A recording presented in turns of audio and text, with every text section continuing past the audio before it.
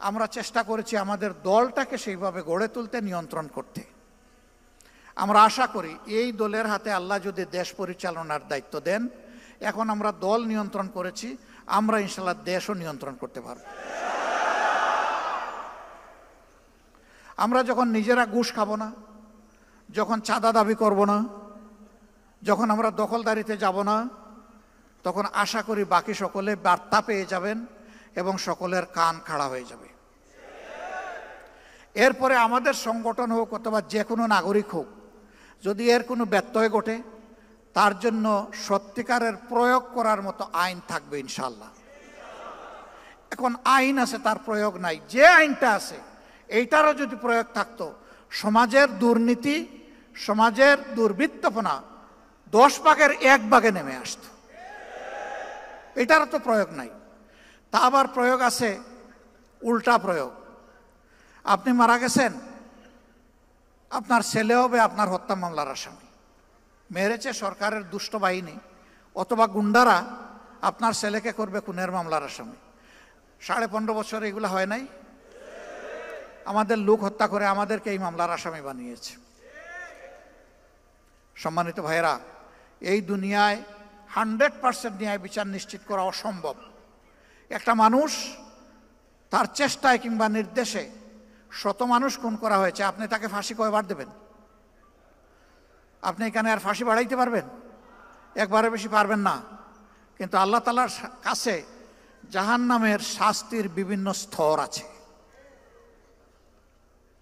আল্লাহ সেখানে তার পাওনা পরিমাণ শাস্তি তাকে দান করবে। এই বিশ্বাস যদি মানুষের অন্তরে থাকে, তাহলে দুষ্কর্ম করার আগে তার কলজা থরথর করে কেঁপে উঠবে, ভূমিকম্প শুরু হয়ে যাবে। আমি কেমনে এই অপরাধ করব? দুনিয়ার কেউ না দেখুক, আল্লাহ তো দেখছে। এই ভয়টাই জাতির মধ্যে জাগাতে চাই আমরা। এমন একটি সমাজ যদি ইনশাআল্লাহ বাংলাদেশে গড়ে ওঠে, তাহলে জাতি, ধর্ম, দলমত নির্বিশেষে সকলে উপকৃত হবে। এই রুকন সম্মেলনে আজকে যারা হাজির হয়েছেন, তারা সমাজ বদলের স্বপ্ন দেখেন। সেই স্বপ্ন যেন ওই লোকের স্বপ্নের মতো না হয়। একজন তার বন্ধুদেরকে বলেছে, গত রাতকে খুব তৃপ্তি নিয়ে খেয়েছি, পেট ভরে। গত রাত্রে কখন ডিনার? জি না, ডিনার না। ডিনার কি খেয়েছিল? বলে হ্যাঁ, তা খেয়ে তো ঘুমিয়ে পড়েছিলাম। তো ঘুমিয়ে পড়েছিলে, ঘুম ভেঙে তুমি কি সাহারি করেছো? কয় তাও না। তাইলে কি খেলে? কয় যে আম খেলাম, জাম খেলাম, লিচু খেলাম, তারপরে আপনার কমলা খেলাম, ড্রাগন খেলাম, পেয়ারা খেলাম, আঙ্গুর খেলাম, খেজুর খেলাম, তিন খেলাম, সব খাইছি। কই রে ভাই, এক সিজনে এত ফল তুমি কোথায় পেলে? আমরা তো বাজারে এগুলা পাই না। কই ভাই না ভাই, আমি তো স্বপ্নে খেয়েছি।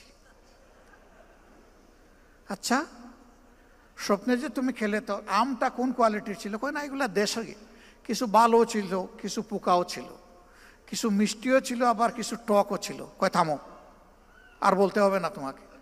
ব্যাকল, তুমি যখন বিনা পয়সায় খাইলে, তাইলে ভালোগুলো বাছাই করে খাইলে না কেন? ওই স্বপ্ন আমরা দেখি না। আমরা সমাজ বদলের বাস্তব স্বপ্ন দেখি, এবং আমরা কোথায় চিড়া ভিজাতে চাই না। আমরা চাই দুধ অথবা পানি দিয়ে চিড়া ভিজবে, আর প্রয়োজনে আমাদের রক্ত দিয়ে চিড়া ভিজবে। সেই রক্ত যদি আল্লাহ মানবতার জন্য, মানবতার মুক্তির জন্য আল্লাহ কবুল করেন, আল্লাহর দরবারে লাখো শুকরিয়া।